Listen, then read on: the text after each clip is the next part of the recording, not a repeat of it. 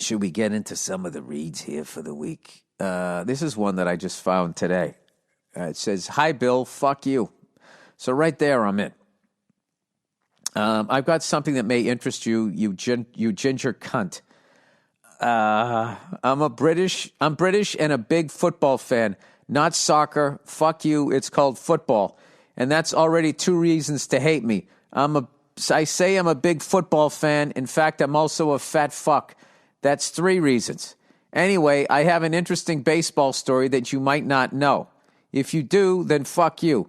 In fact, I'm too locked down drunk to be able to give the details in coherent enough fashion for your fat finger reading skills to manage.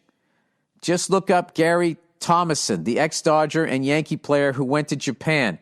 His name has become a byword for something pointless but beautifully maintained. Look it up. It's fucking interesting. I'm going to bed now. Cheers. Fat fuck so-and-so. P.S. I love your show. All right. So I looked this up. Where the hell is it? The Unfortunate Legacy of Gary Thomason. And he was right. He was a guy that played in the MLB. He played for the Dodgers and the Yankees. And then he signed a big contract in Japan. Here is his story. Gary Thomason was an American baseball player who lost his mojo when he moved to Japan. But despite his less than stellar career, his name still lives on today. Thanks to Japanese artist, I'm not going to say this right, Akasegawa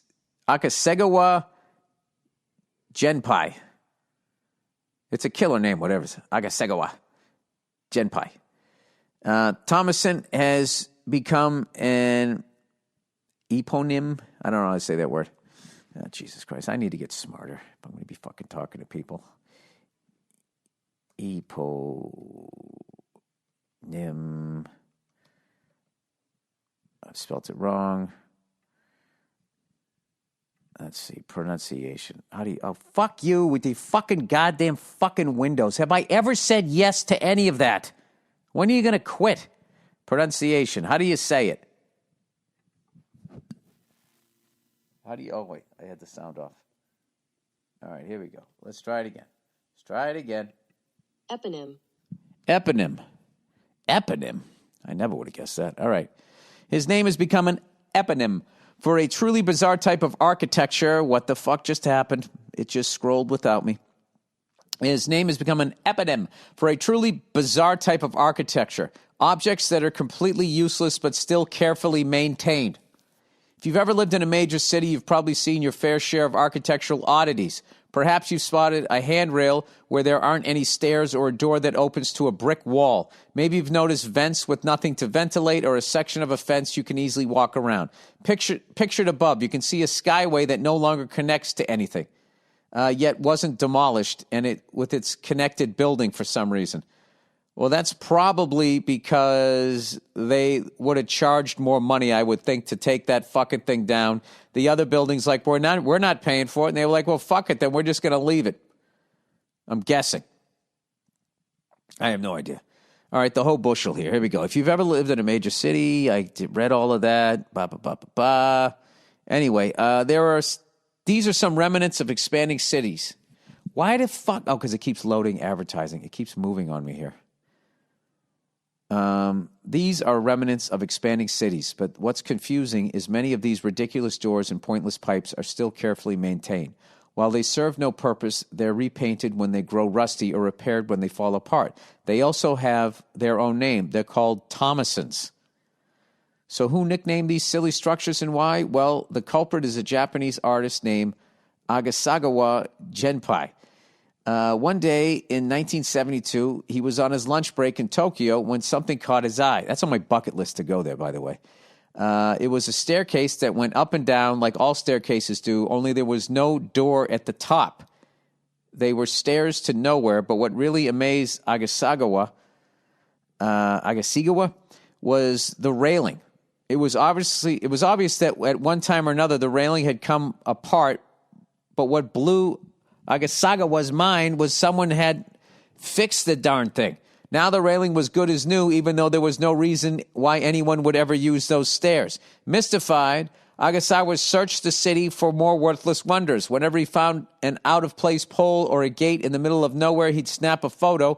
He considered these doors and stairs artistic byproducts of the city. I'm going to give you this guy's name so you can look up his work. It's I'll spell it, Akasegawa.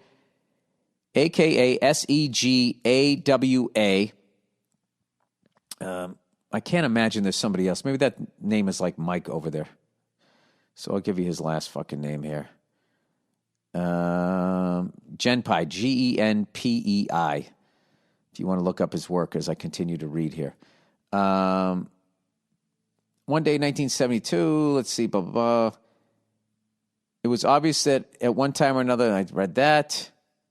Oh, so he considered them artistic byproducts of the city, and soon he was publishing the pictures in a photography magazine, complete with little articles on the nature of their existence.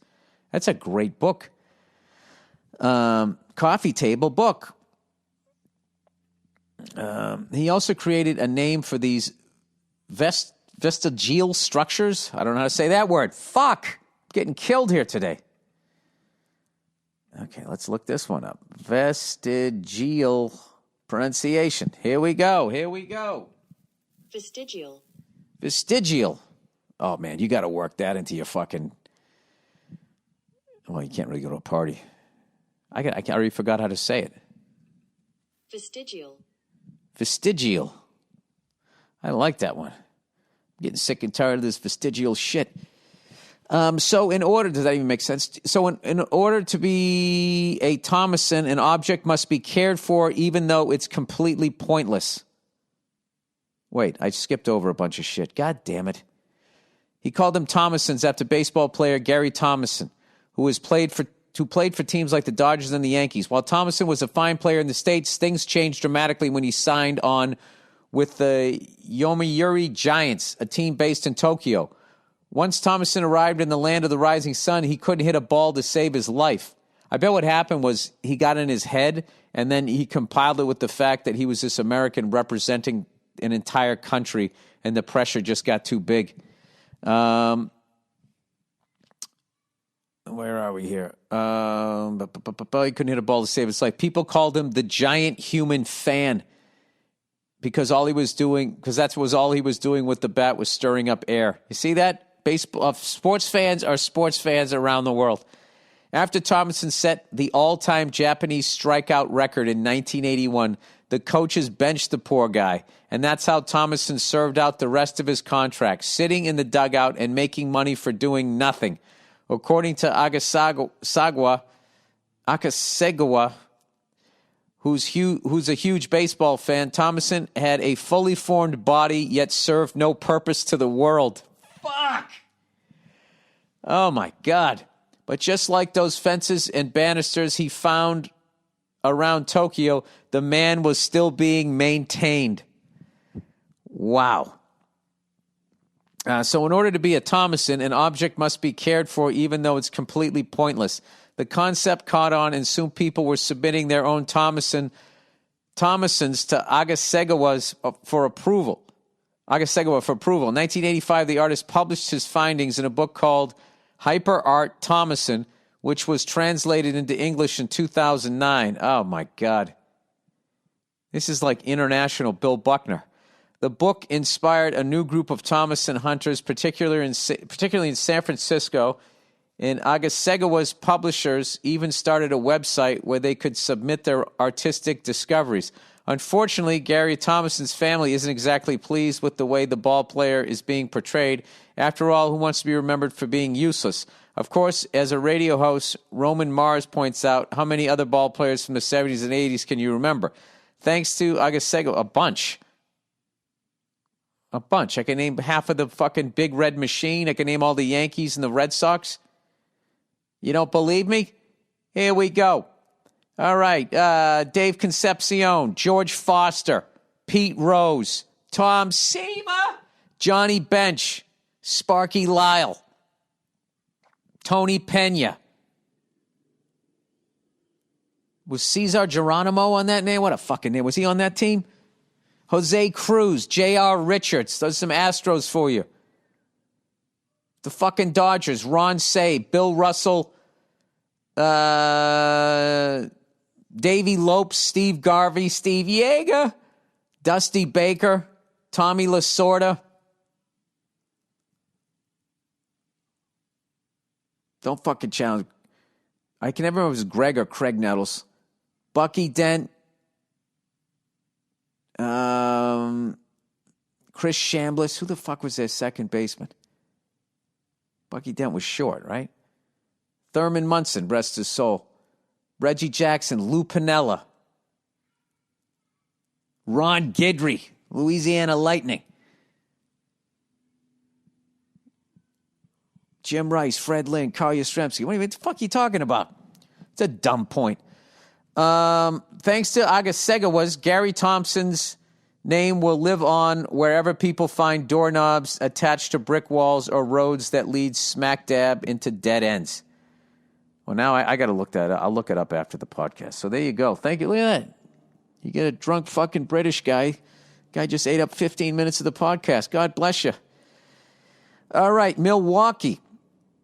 Hi, Bill. I'm a lady listener. Hey, welcome. I love when the ladies write in. I'm a lady listener from Milwaukee, Wisconsin. I was wondering what your take is on the Democratic National Convention, which is supposed to be in Milwaukee in August. Do you think it will still happen? What do you think needs to happen at the convention to get people excited about Biden?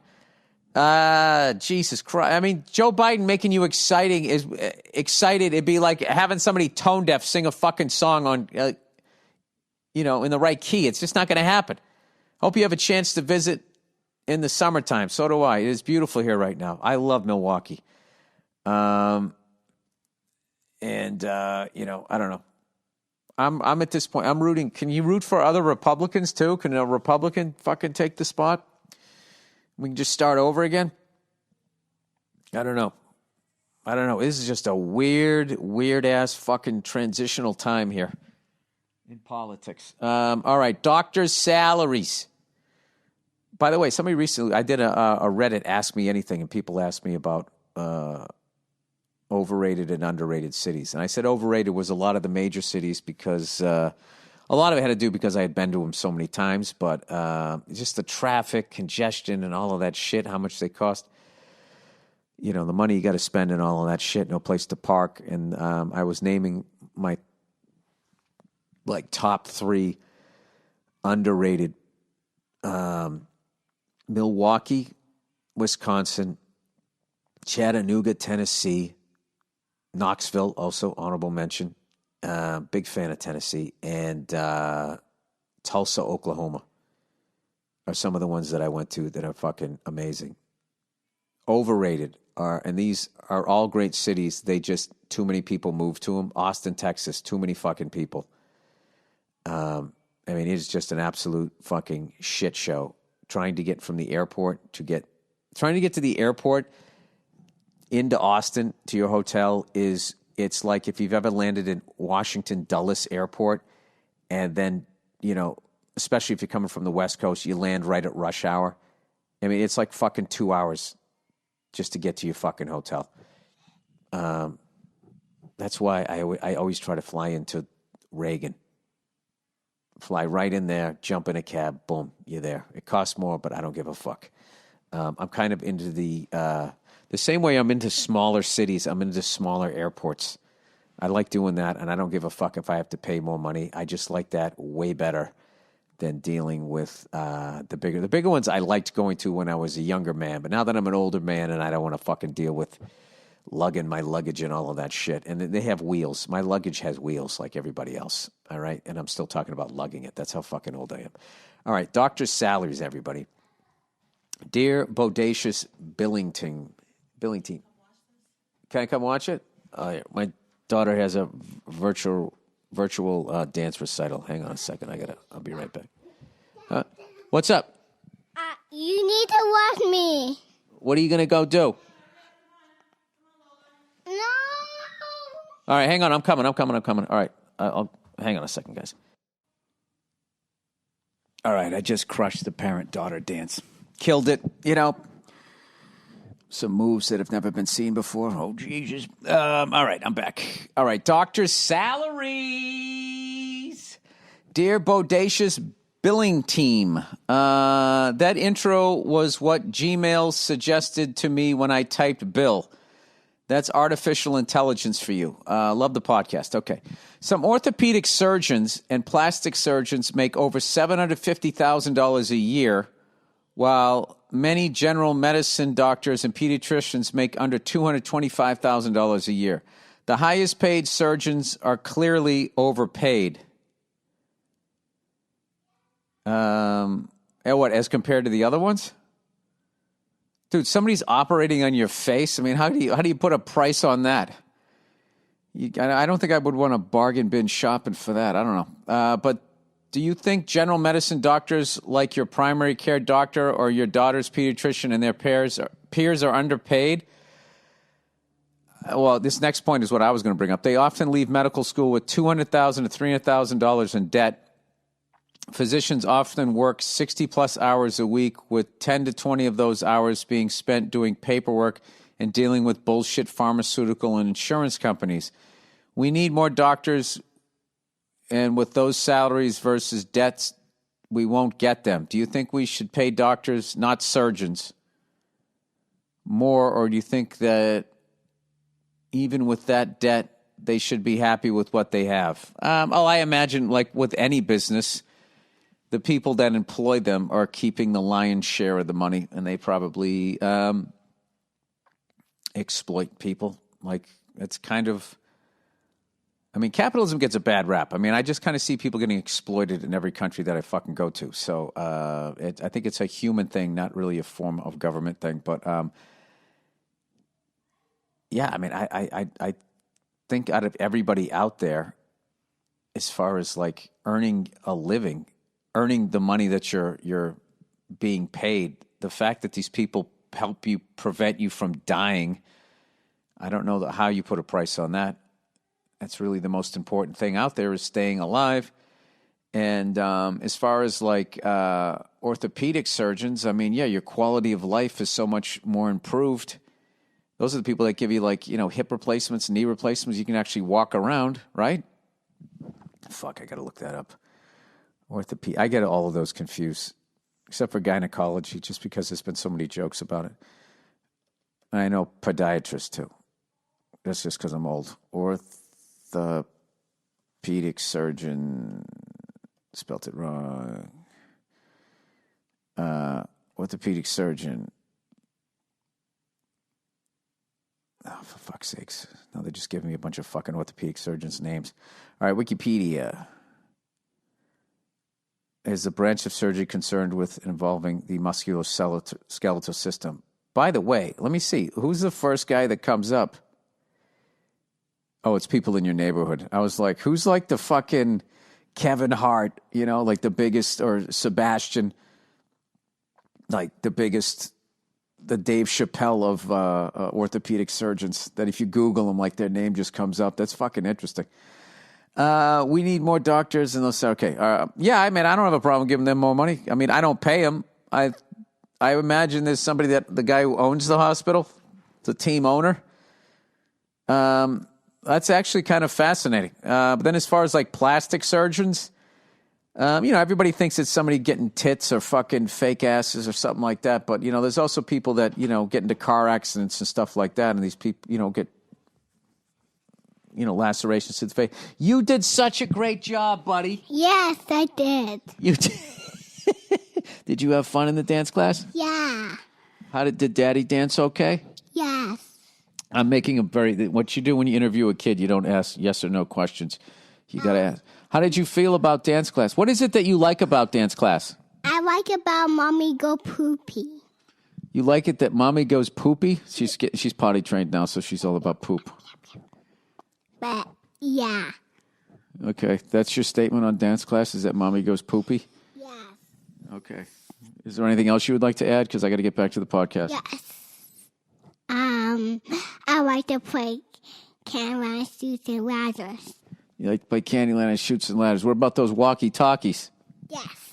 Walkie-talkies. All right, are we going to play when I'm done here? No. No! Come on, buddy. We're going to go play wiffle ball. Okay? T-ball. T-ball. Yeah, T-ball. Sorry. Sorry. Well, I'm old, so I use different references. And then we play catch. No! All right, come on. Let me knock this out, and then we'll go play, all right? Hey, great job, buddy. Got it! You got it. All right. Close the door, buddy. Hey. Thank you. All right. Where was I? Okay, advice, email. Poppin' boners at work. Well, here's a guy who doesn't need for hymns. I'm a 21-year-old male from, I'm not going to say where, who moved to Washington for a decent education.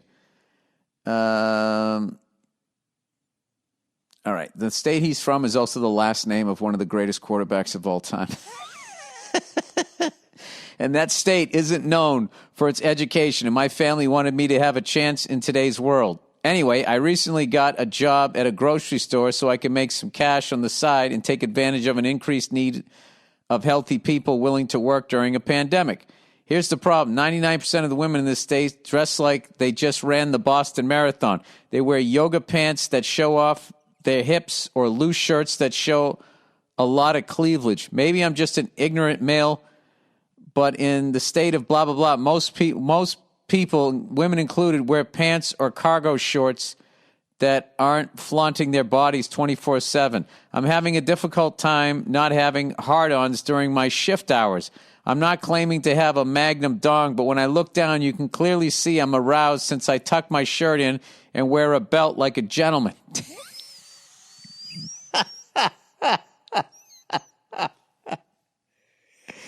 If Nia's there, I'm sure it'll end up being my fault. Oh, shit, shots fired. But I swear I'm not drooling over these women. It's just hard, pun intended, I think you meant, to not notice their mostly beautiful bodies, especially when they flaunt it so casually. It's kind of like if a lady has really colorful hair or if an attractive 30-plus-year-old lady wears white yoga pants with a black thong. It's something your eyes, brain, and dong would want to look at. Any advice would be appreciated. Go fuck yourself. My advice is hang in there, buddy. Hang in there. All right? You got two positive going for yourself. One, your dick works. There's people out there, they got to take for hymns. You're all right. Okay? So you're fine. And then secondly, I imagine if you got a job at a titty bar the first couple of days, you'd be like, God damn, look at all these fucking titties. And then after a while, it's just titties. I think you'll get used to it, and I think you'll be fine. As long as you don't start rubbing your dick, with your hand or up against whatever fucking, I don't know, their food or some shit, you should be fine. But yeah, what are you supposed to do? If they're coming in there wearing their fucking, listen, I've been out here in L.A. forever, and I still almost hit a tree every time I drive down the street. Some of the lack of clothing that the women wear out here. God bless them. I'm not complaining. All right, She's not wearing it for you. She's wearing it for her own fucking comfort. Oh, really?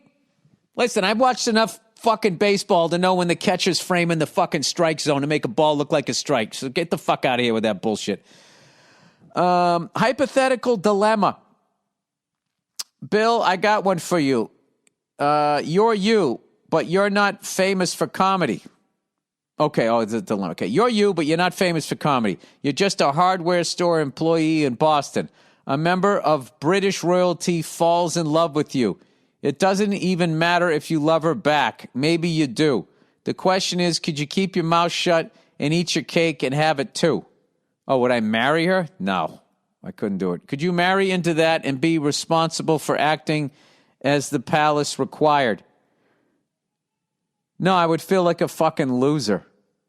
Remember, you might get all sorts of cool luxuries, but have to attend lots of events, though. Keep in mind that life in a one-bedroom in Medford might not be that bad.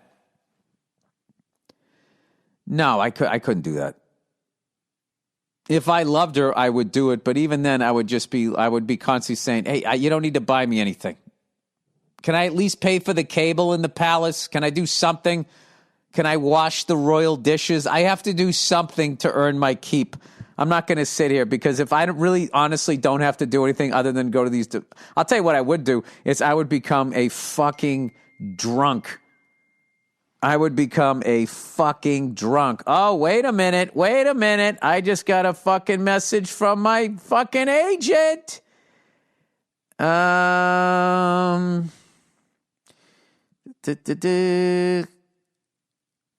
Postponed.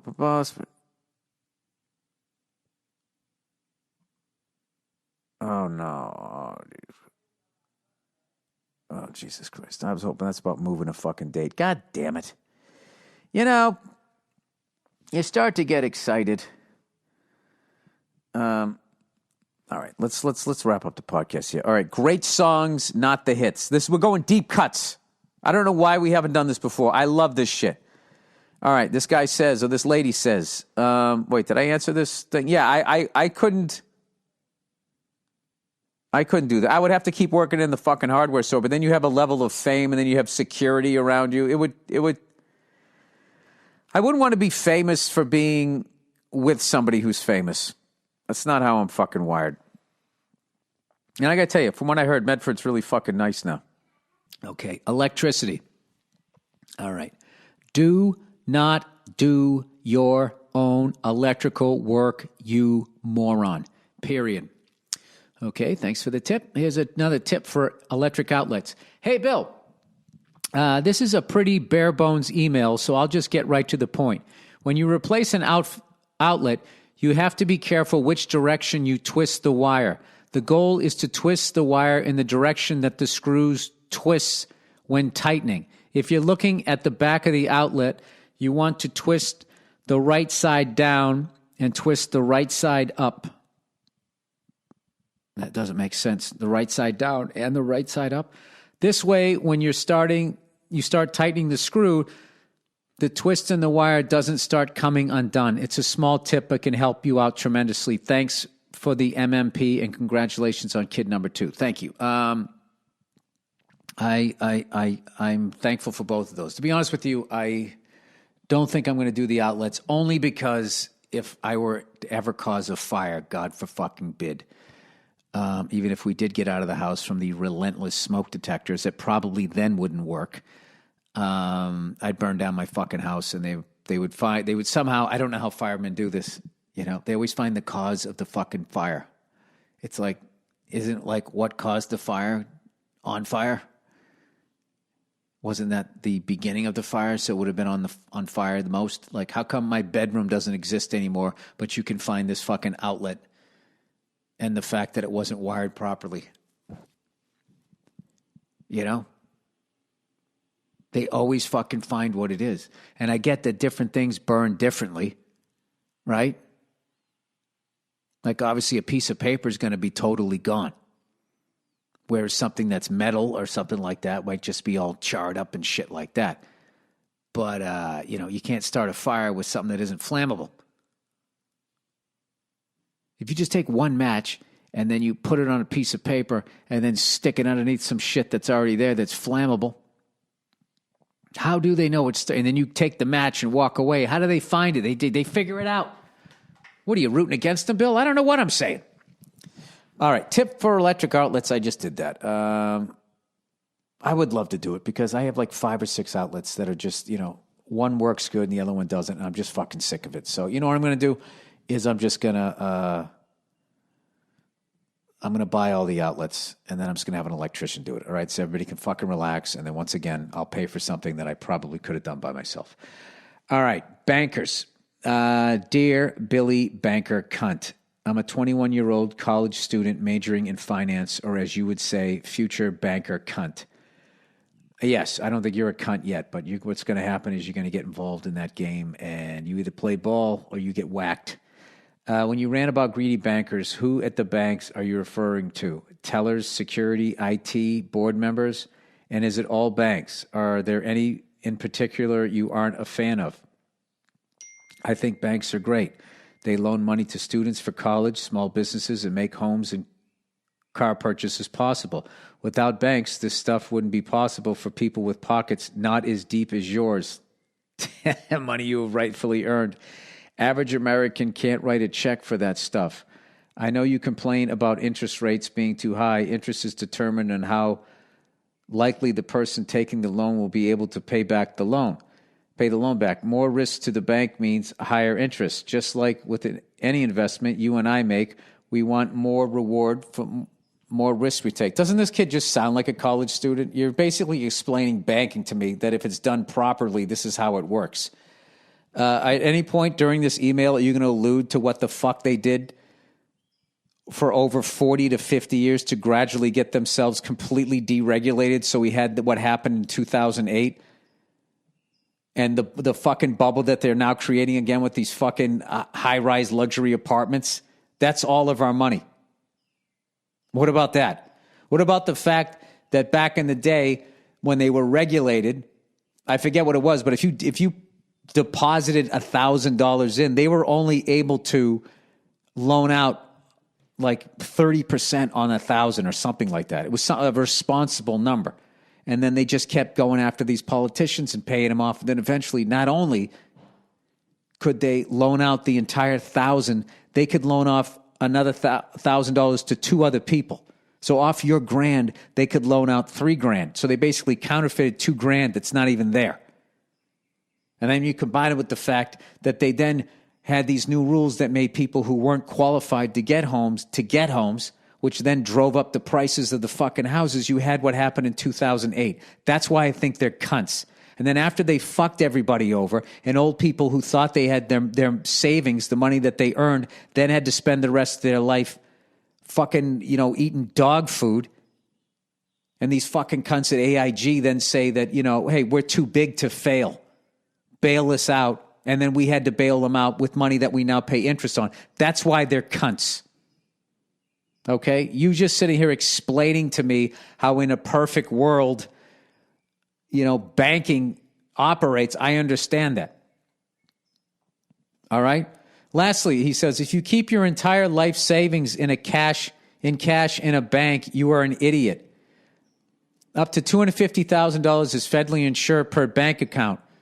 That money should be with a wealth management company so the money can grow and be safe. Thanks for listening and go fuck yourself. Well, listen, buddy, I will chalk this up to the fact that you're a young person.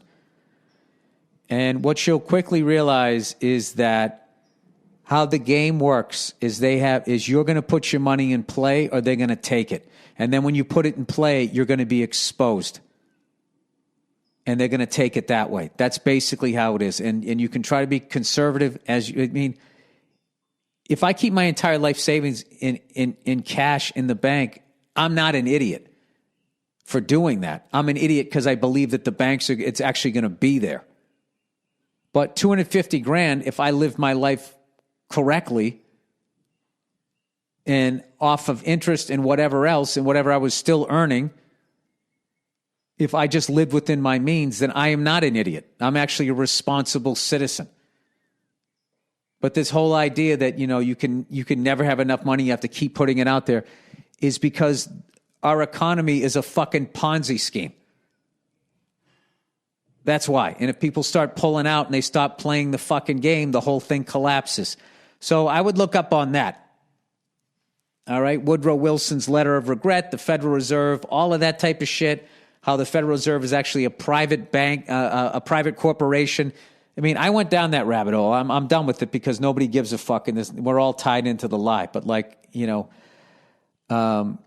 don't know. This is something that you want to do, so I don't want to shit all over it. But, if you read up on it, I've actually sat in banks talking to people, talking about how fucked up it is. And they get this look on their face. They're like, yeah, I know.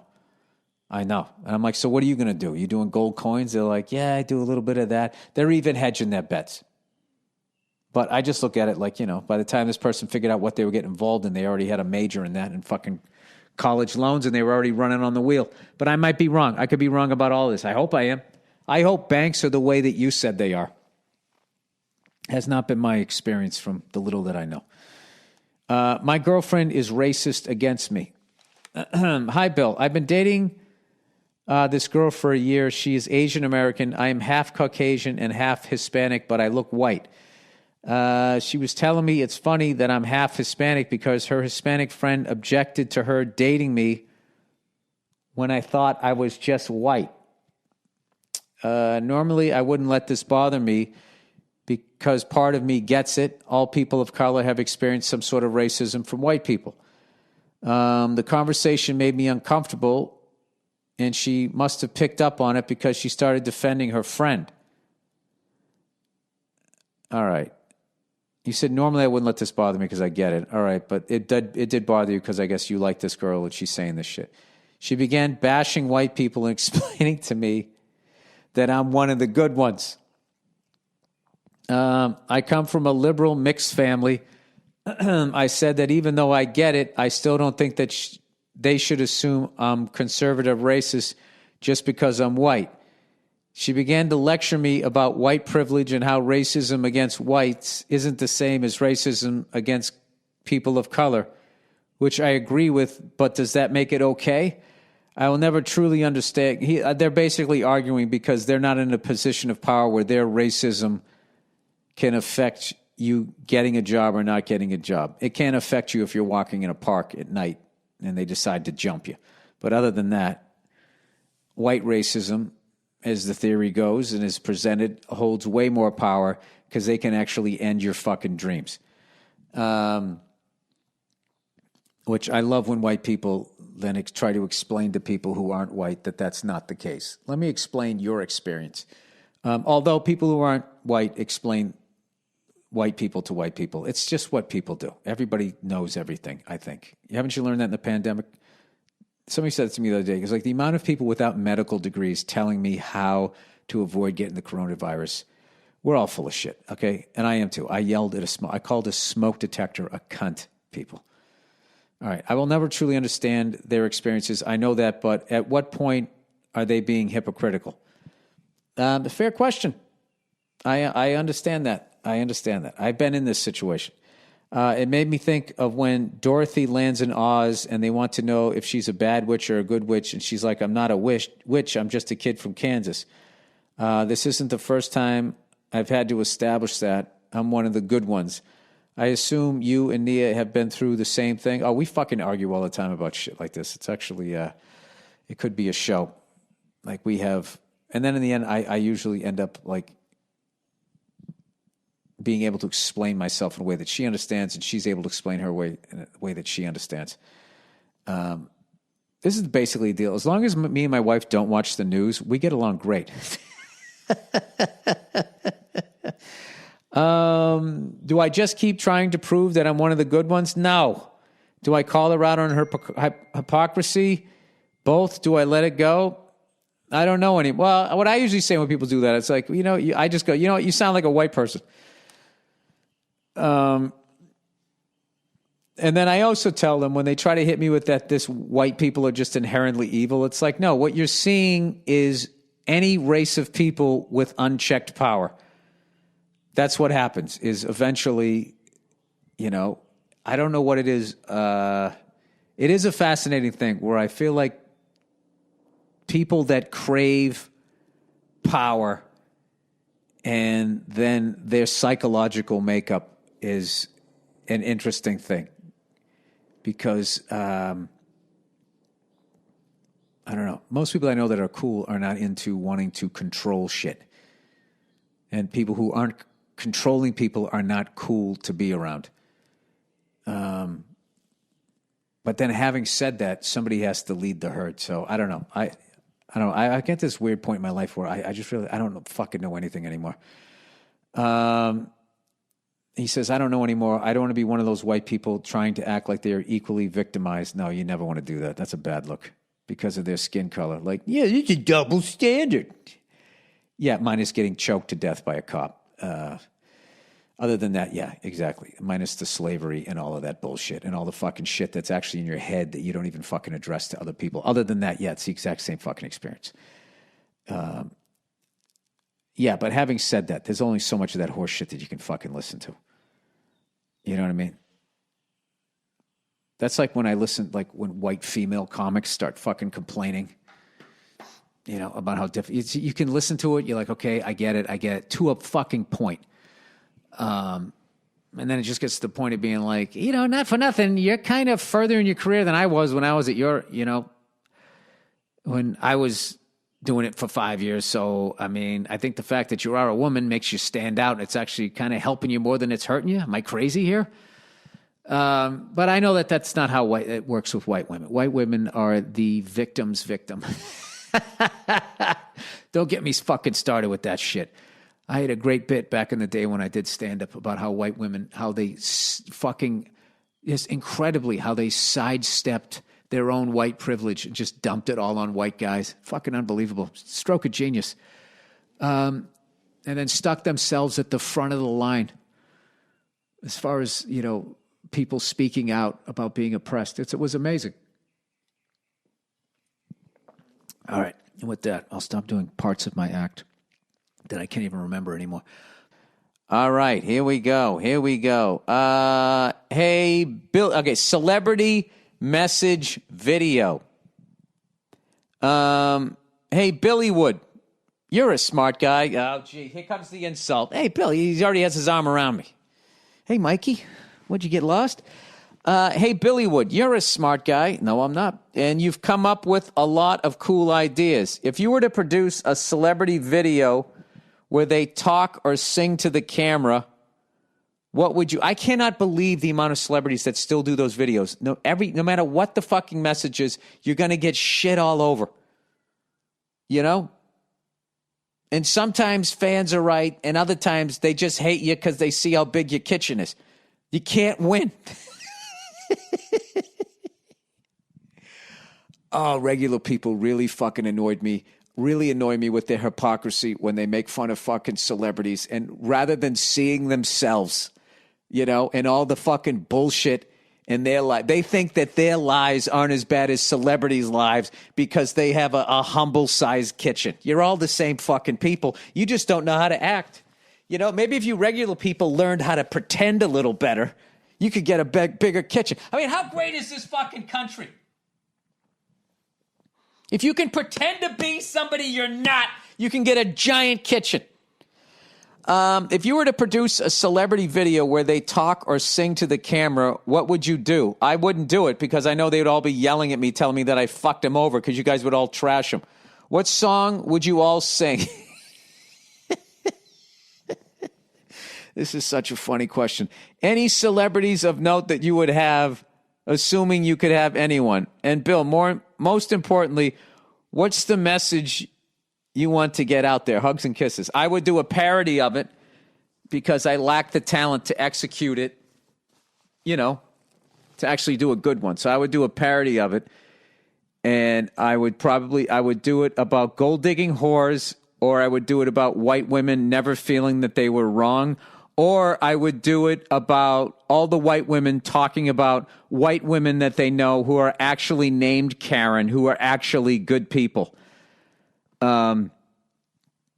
Watching white women trying desperately not to be called on their fucking bullshit, you know, and for them not to be fucking labeled is one of my favorite things I've watched in a while. So I would probably do a video on that. And I'm trying to think if there's a song named Karen. Because there's oh, Sherry and lady. They're always singing, I'm the type of guy, you know, there's Ethel on my left. How funny is that Wanderer song?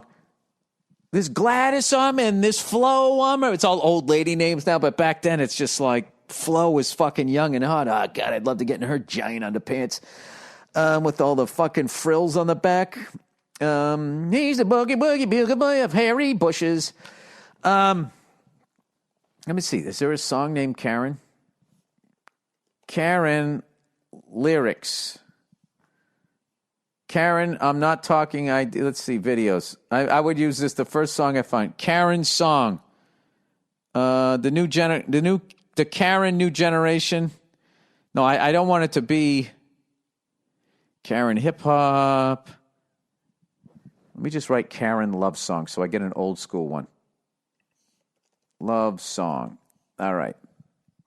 Karen love song. Let's see here if this is probably the one I would use. After I get past the advertising. Okay, skip the ad. You know, people, there are so many white women out there named Karen. And they're not bad people. They're soccer moms. They're nurses.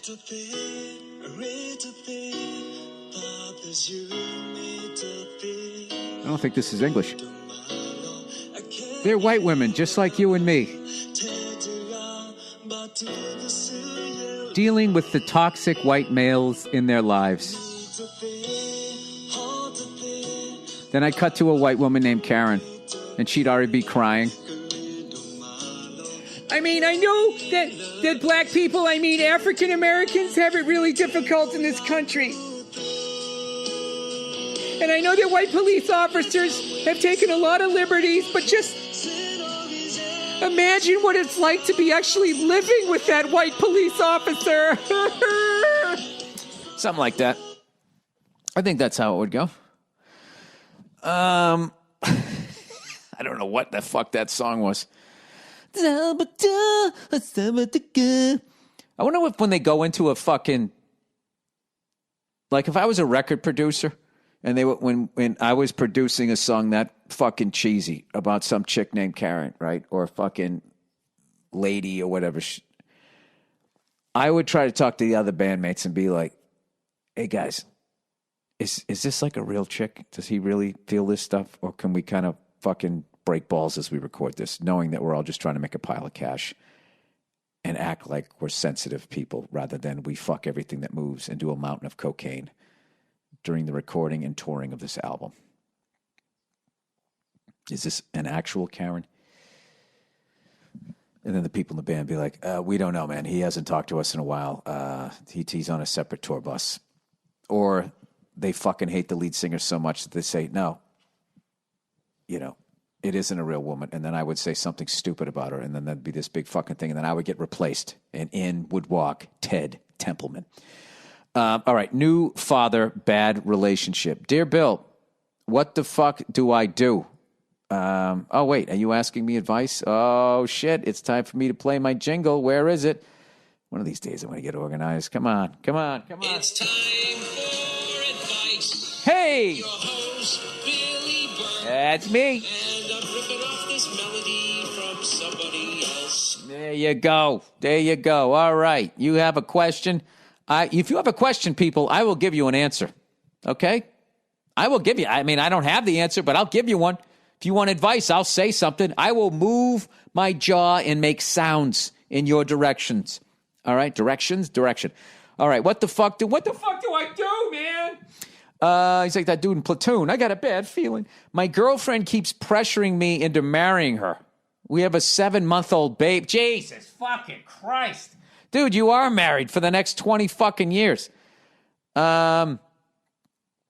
have a 7-month-old baby girl together, and I feel like if we didn't have her, we probably wouldn't be together now. My daughter is my world. Wow. From time to time, I get hit with this wave of, fuck, I want to leave her. I do love her, but I feel like we're too much different from one another. Her fucking family is so involved. They're great, but it's fucking annoying. All right. If you do love her and you do have a kid, at some point you got to put your kid, I don't know, dude. I've never been in this situation, thank God. But, I would sit down. You got to talk this out. I would talk to a therapist because the fact that you still want to leave, you got to figure out why. Do you want to leave because you love her just because you stayed with her long enough that you love her like a friend, or do you love her? But you already have a Mr. Lover. You have a fucking kid. So I would talk to a professional about this. But as far as the family, you just got to set up some boundaries, which involves you really thinking about what you want to say and then sit down and have a talk if somebody's, crossing the line there. Weaving over the double line, as they say there. The other day, my girl was bitching about her having to be at home with the baby all the time while I work 6 days a week and long hours. Well, get used to that, pal. It's always about them. She says that she feels like a slave. I know, like you're out there fucking It's like I'm out there fucking working, feeding all of you. Okay? We had a kid. You think I want to work 6 days a week? I don't want to work 6 days a week the way you don't want to fucking stay home the whole fucking time. You know, but trying to get them to understand that's a 90-degree fucking grade hill, which is a cliff, buddy, and it's got ice on the face. I'm like, what the fuck? How all you have to do is clean occasionally and cook occasionally. It's not like I'm forcing her to clean and cook and take care of shit. Sometimes she doesn't feel like it, and I don't care because I understand she's feeling tired from taking care of our baby. All right, so you got some empathy there. I will tell you, having a baby, I mean, that's all-encompassing. It's not like when they go to sleep, you have all this energy. You know, you sleep when they sleep. When I move, you move. Just like that, right? Ludicrous. When they sleep, you sleep, right? She also, dude, like a lot of things that women say during this time, they're just overly tired. They're overly emotional. You know what I mean? Their hormones, whatever fucking excuses they have. And what you have to do is your job is to push down that everything that you're feeling, okay, and slowly inch your way towards your first heart attack at 58. I got some shit to say on this one, but let's just plow through here. Then she says, we're not even married, and I'm like, what the fuck does that have to do with anything? It has to do with like her fucking the end of The Price is Right. You know, is she going to win the showcase? Is she going to get both showcases? She needs to know what's going to happen. Anyways, I fucking work and you take care of home seems fair to me, and I pay all the bills. She occasionally helps and is willing if I ask, but I prefer to take care of it. Yeah, that's it. I'm earning money to keep the lights on and food on the table and a roof over our head, and you're taking care of the kid. We're parents. This is it. This is this fucking bill of goods that corporations sold women that you can actually have it all. Is a lie, and they just wanted you to keep spending and feeling like you needed more. I mean, you guys are together and you have a beautiful daughter, and that's your world.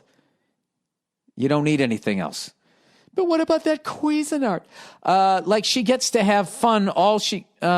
Like she gets to have fun still. She gets to hang out with her family, go swimming or whatever. You guys have a pool? That's fucking amazing.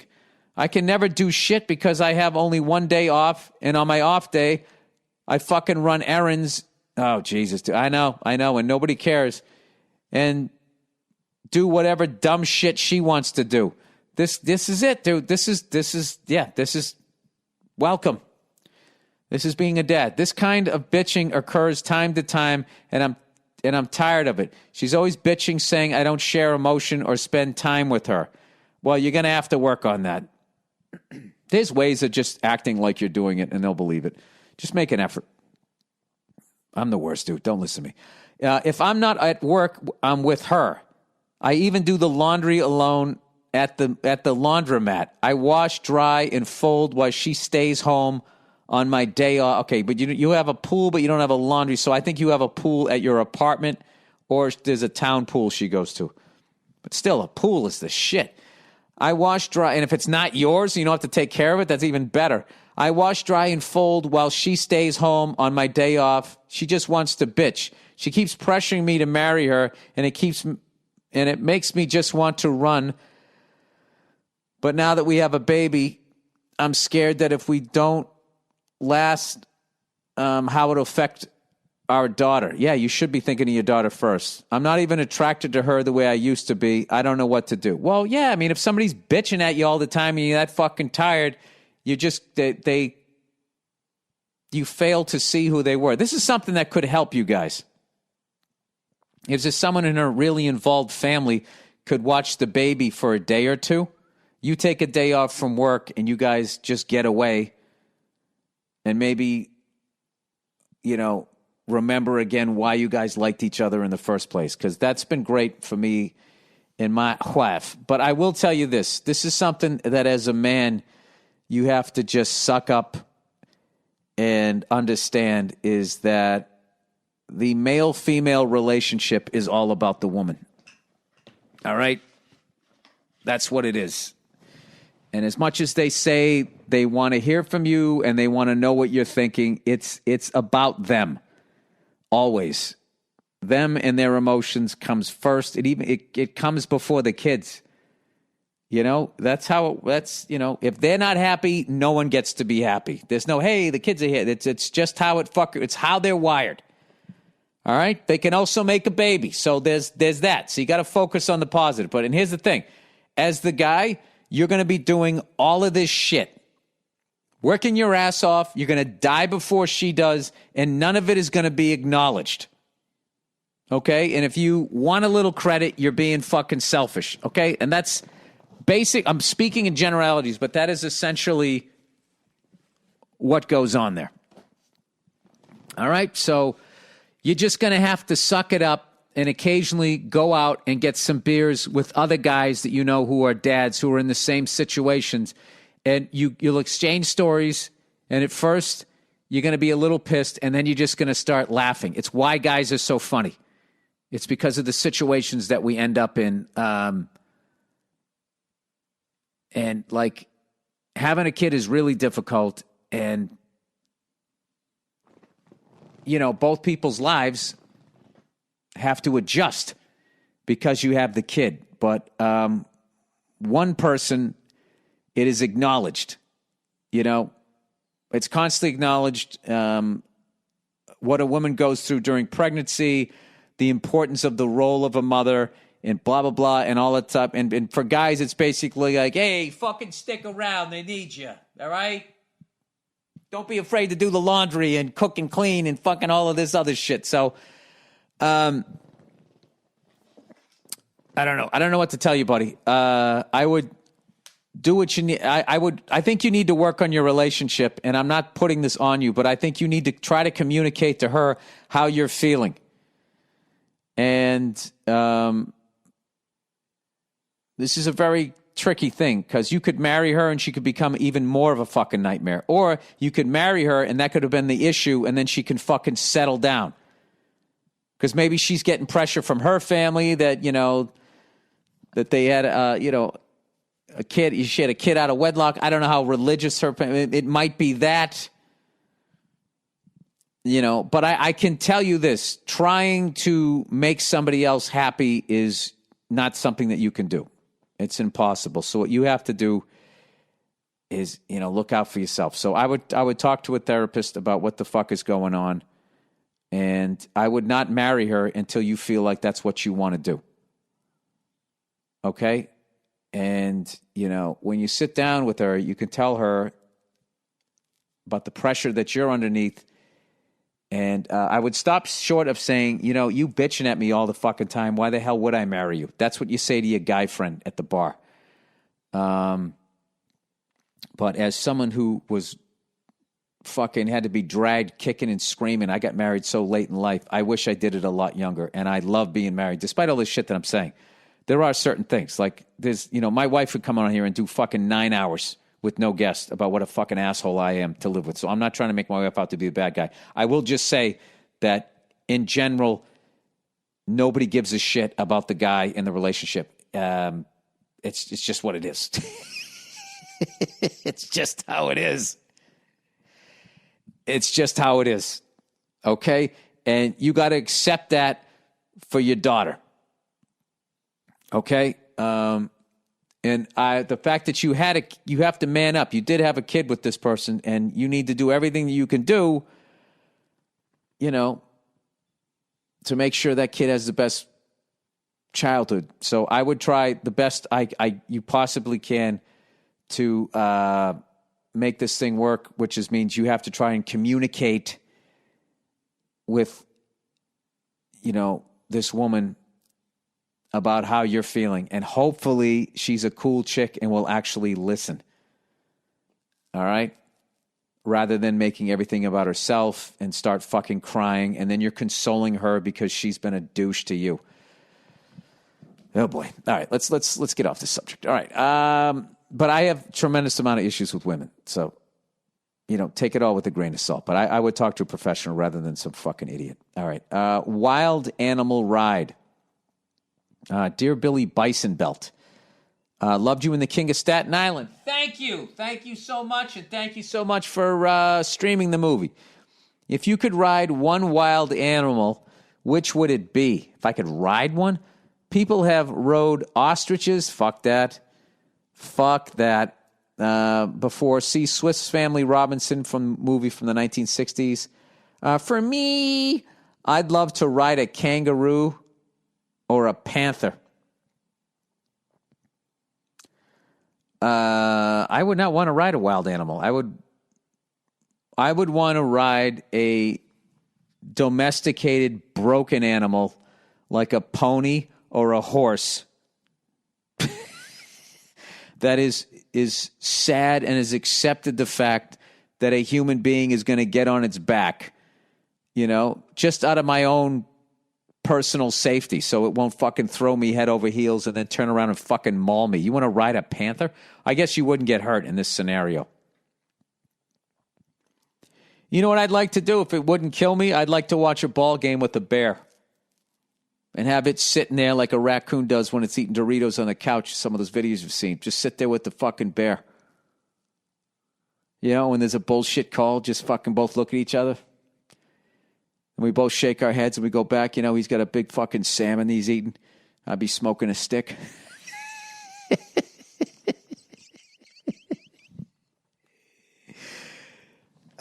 You know what's funny? What I just pitched, I could have sold that as a movie when Clint Eastwood was doing those orangutan movies.